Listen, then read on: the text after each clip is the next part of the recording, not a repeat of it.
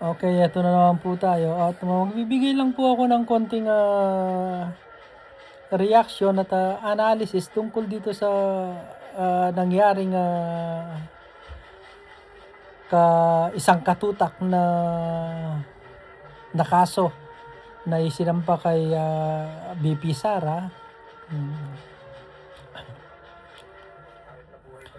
Sa totoo lang madali lang naman pong, ipaliwanag 'yan kung, talagang walang kasalanan.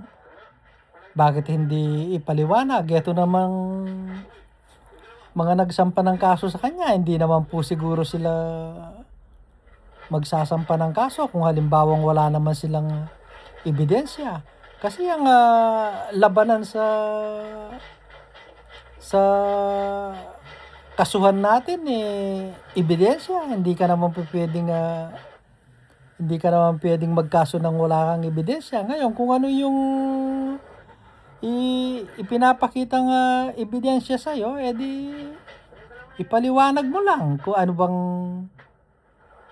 yun lang ang hinahanap ng, taong bayan 'pag, halimbawa politiko ka, kinasuhan ka, harapin mo, ipaliwanag mo na hindi totoo, hindi yung magtatago ka 'pag, mahirap yung gano'n. Kaya dapat nga yung isabatas yung mga ganyan na ano, 'pag halimbawang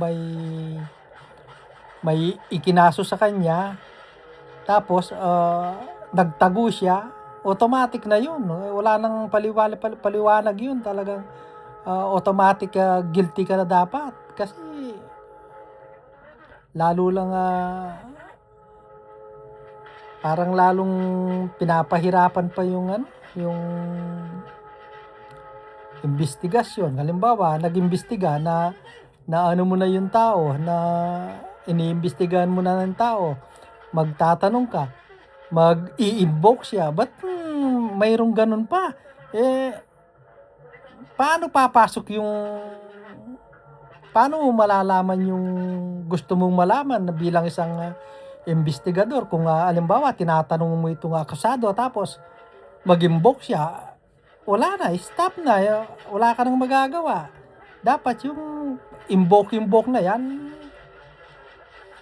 wala na 'yan, na yung kung ano yung, itatanong mo dun sa akusado na na konektado dun sa kinakaso sa'yo, dapat, sagutin mo para hindi mahirap, matukoy kung, may kasalanan ka ba o wala. 'Yun lang.